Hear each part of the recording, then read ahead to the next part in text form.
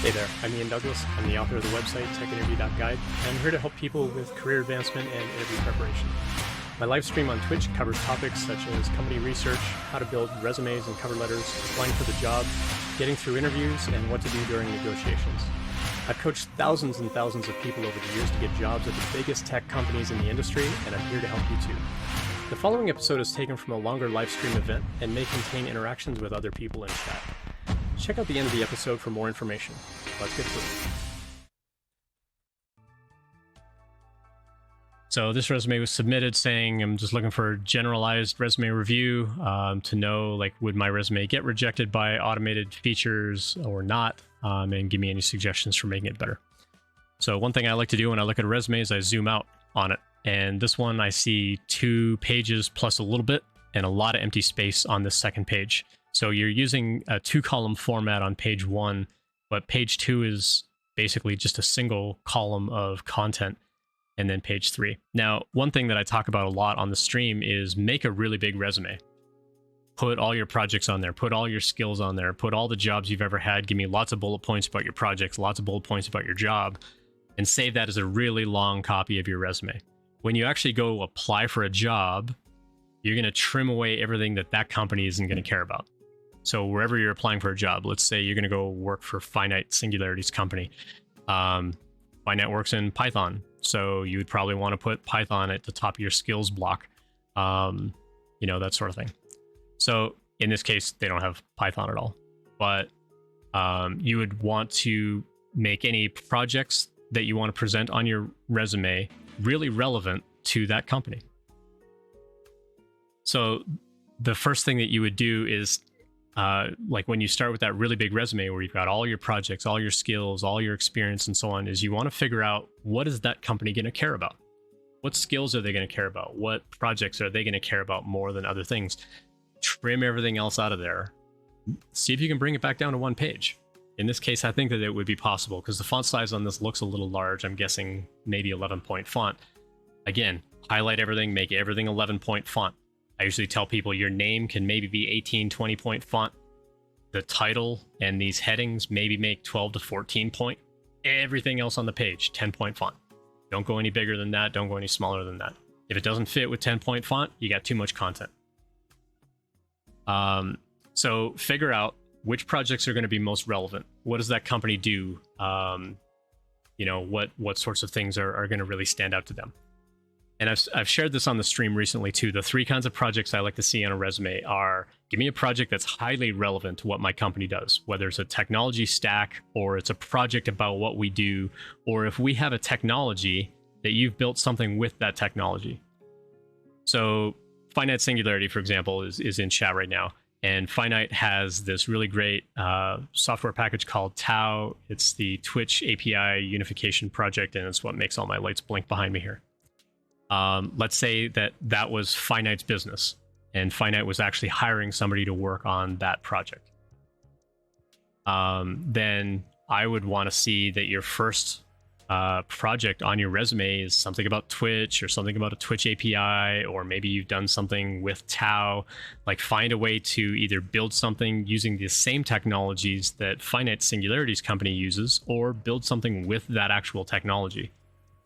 Make that the most prominent thing on your resume, because now it changes the introduction from, hi, I'm Ian and I have these tech skills, to, hi, I'm Ian, I'm actually a user of your software and I like it so much I want to come work there. It changes that introduction really drastically. The second project that I'd like to see is something that shows me the fundamentals of what you do as a developer. So if you want to be an AR, VR developer, then you should show me a project that shows me that you know how to do augmented reality, virtual reality. If you want to be a mobile developer, you better show me at least 1 mobile app. If you want to be a web developer, show me web fundamentals. Whether you're a front-end developer, back-end developer, full-stack developer, like, show me the fundamentals you understand about HTTP, maybe session management, some sort of storage mechanism, maybe CRUD of form processing. Like, show me those fundamentals. And then the third project can just be something fun and geeky that's interesting to you that you're really proud of. But the first 2 projects should show me something that's extremely relevant to me and my company. The third project should be just something fun and geeky. Now, you can kind of split those out into lots of different projects if you like. Me personally, I would like to see fewer projects that show more of the fundamentals than here's a project where I do CRUD, and here's a project where I do database, and here's a project where I do session management, and here's a project where I learned OAuth. It's like, well, put all that into one project for me. Now I've got one thing that I can go look at and experience and so on. So when it comes to seeing this kind of stuff, again, what I like to see on a resume is, what do you claim to know? How have you used it? Where did you learn it? Now, if you've learned stuff on the job, that's okay too. If you learned it at a technology school, computer science degree, boot camp, whatever, put all that stuff on the resume. It's good to have on the resume. So in this case, they're starting right away with soft skills. So they call themselves a backend developer / full stack developer. Well, pick one. If my company is looking for a full stack developer, don't call yourself a backend developer who also knows full stack. Call yourself a full stack developer. If I'm looking for a backend developer, don't put on here that you're a full stack developer. You want to show me, oh yeah, you've got that opening for a backend developer. Hey, guess what? I'm a backend developer. So call yourself whatever that company is looking for. So again, if this is the long format resume, then this is fine. Put all these different titles on here. Pick one though when you're getting ready to go apply for that job.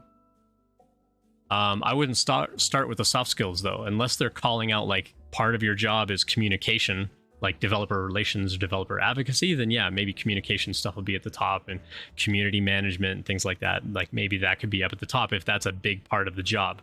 But as a developer, soft skills are going to be somewhat less important than the technical skill. And I hesitate to even say somewhat, because they are still vitally important skills. I don't want to make it sound like, oh, you don't need soft skills. You absolutely need soft skills. You need to be able to work on a team, but I need to see in a hurry, do you bring value to my team with the technical skills that I need on my team? And so in this case, I see Node.js, Flask, Express.js, React.js. So I've got JavaScript, Python, JavaScript, and then you're showing me 3 different databases, but you don't show me anywhere in here the actual programming languages that you use. You don't show me Python and JavaScript. You're missing those as keywords on the resume right now. So if I search for, hey, I'm looking for a JavaScript developer, and I literally type in the letters JS, I would get a hit on your resume. But if I search for the word JavaScript, is the word JavaScript actually on this page? Oh, it is. Halfway down page 2. If all I walk away with as I'm printing out your resume, I'm like, okay, I only want a 1-page resume, so I'm just going to grab page 1. I don't see the word JavaScript on there anywhere. So you got to be careful about, like, spell out all those skills. Like, tell me every library you've ever used. Like, when you're building up that really long format resume, put every skill, every library, every technology, every programming language, every framework, every database you've ever used. Get all of that on the resume. And then trim it all back out if something's not applicable to that company when you're applying for that job. Okay, so let's go in and actually look at the work that they've actually got in here. So from May to June of last year, so for at most a 2-month period, you worked as a freelancer. And to me, this makes it look like you haven't done anything professionally since then. Your education stopped in June of 2021. You haven't done any of that. You've got some projects on here, but you don't list dates on your projects. Your GitHub repo is like way down at the bottom. Your GitHub should be up here at the top. So again, having a phone number on here is okay. Don't put your full mailing address on a resume. That's not necessary. At most, put like a city and state or city and province.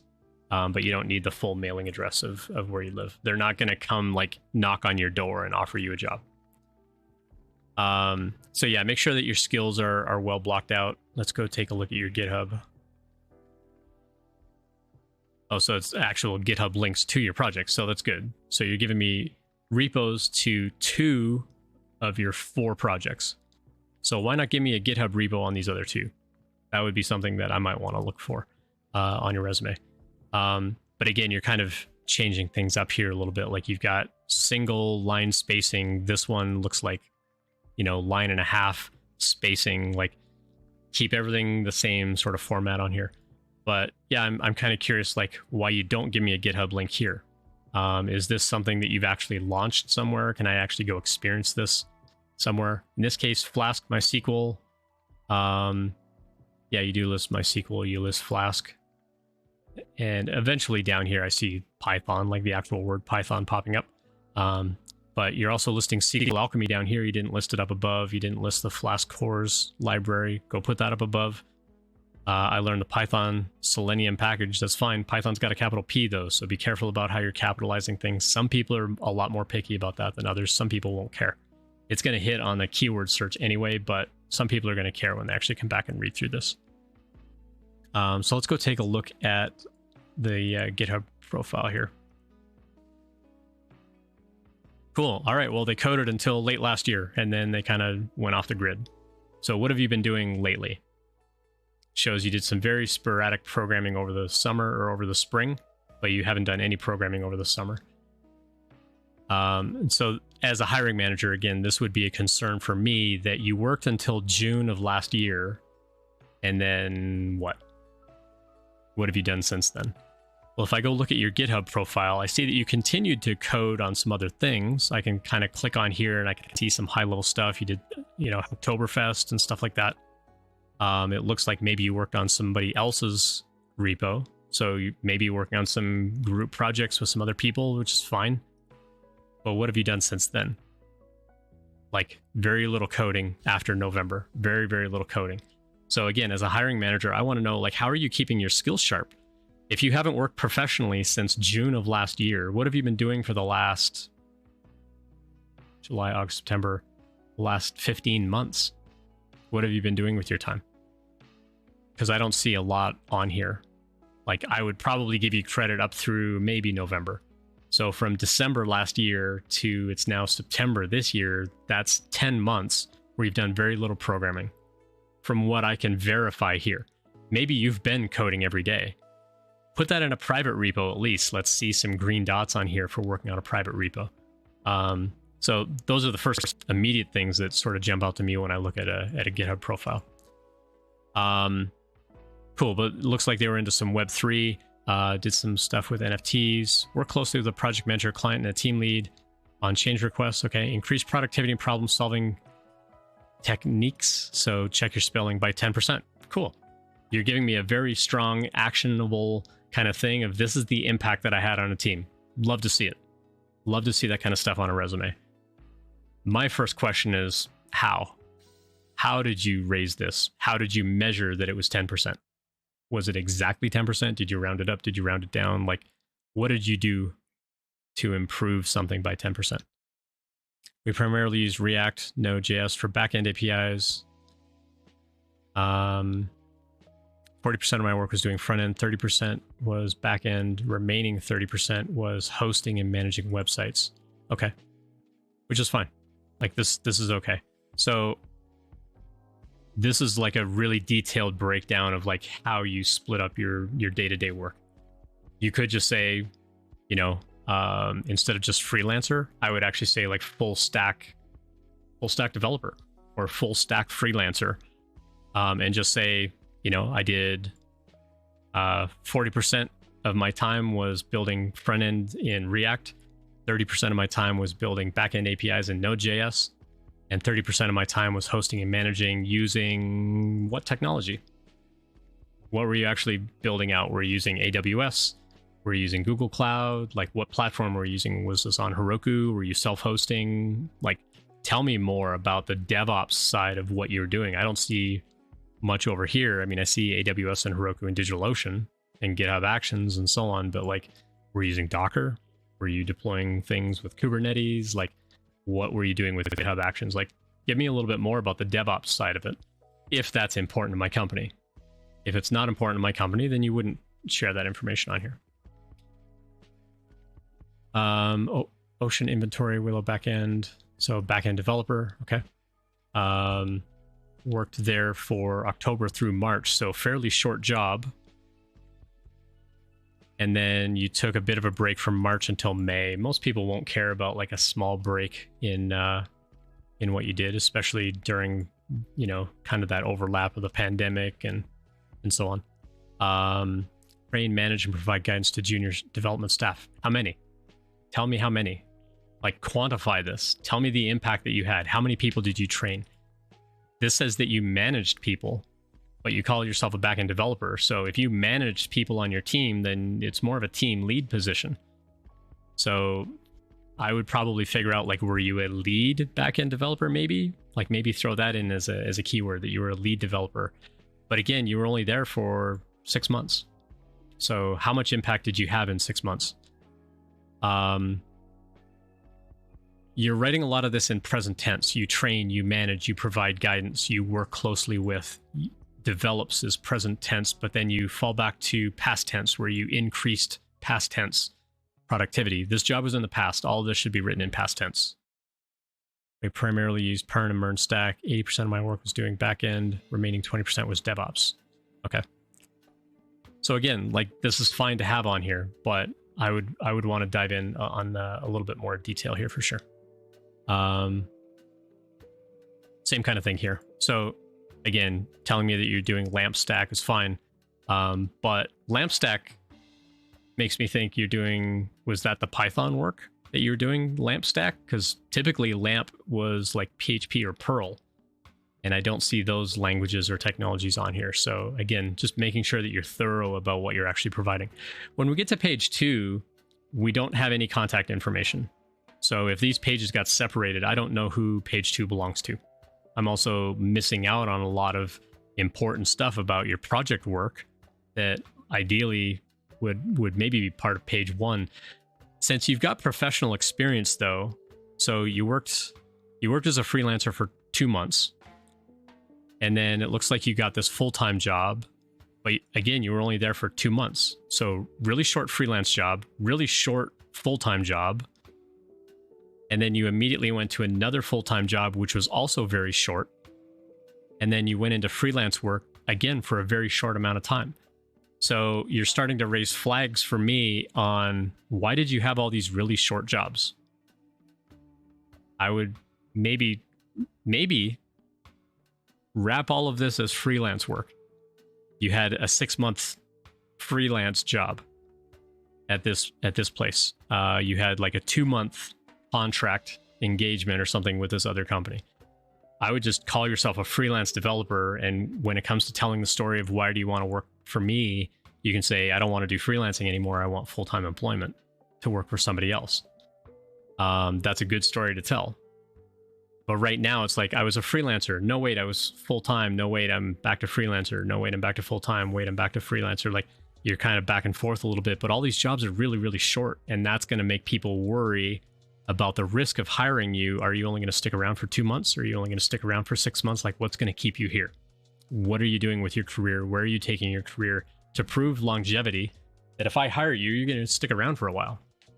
Like, this next job you get, you need to stay there for like a year, 2 years, 3 years to say, yeah, all of that was preamble, and now I've got this really long job that I've stayed at for a really long time. The fact that you haven't done any work since June 2021, and your GitHub doesn't show me that you've done very much coding since then, though, sends a lot of signals to me as a hiring manager around, how are you spending your time? How are you staying sharp on your skills? How are you continuing to learn things? Or are you just sitting around playing video games all day, watching movies on TV? Like, what are you doing with your time? So try to get some project work on here, like recent project work.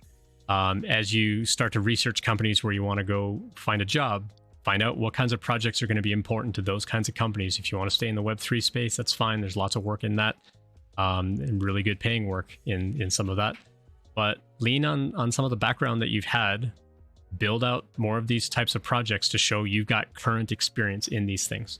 Because a lot of this work is a year old, at least, and you've done nothing recent since then.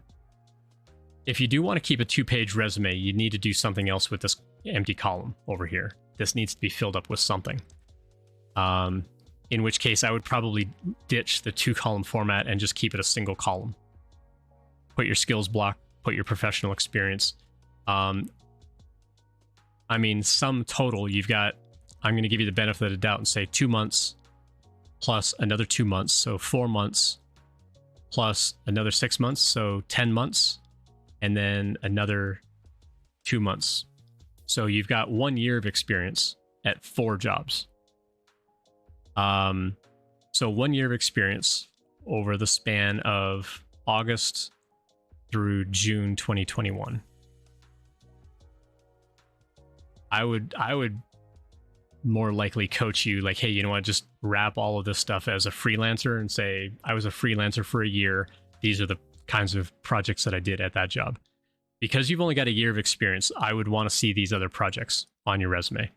Once you start getting like 2-3 years experience, these projects won't matter as much anymore, unless you're building a side project, which is a lot more relevant to a company where you want to change jobs and do something slightly differently. Then you want to make sure that you show a project that's relevant to what I do as a company, and you would make that really prominent at the top of your resume. So it would be skills, really prominent, like relevant project, and then professional work experience. So that lets me know that, oh, like, let's say you want to be a mobile developer. Put that mobile project like really up front. Like, I'm a mobile developer. These are the technologies I use. Here's a project that I built, and here's this other, work experience that I have. So it, right away I see, oh, you're a mobile developer. You've got project work to show, and you've also got other professional experience as well. So a handful of things there that I would do to improve that resume. Thanks for checking that out. I hope that you found it helpful. I always appreciate feedback, so please let me know what you think. I appreciate any subscriptions, so please tell your friends and colleagues about it as well. Check out the website techinterview.guide for more information about when I'm live streaming and all of my free content. Drop by a live stream anytime to ask questions or message me privately, whatever makes you most comfortable. See you next time.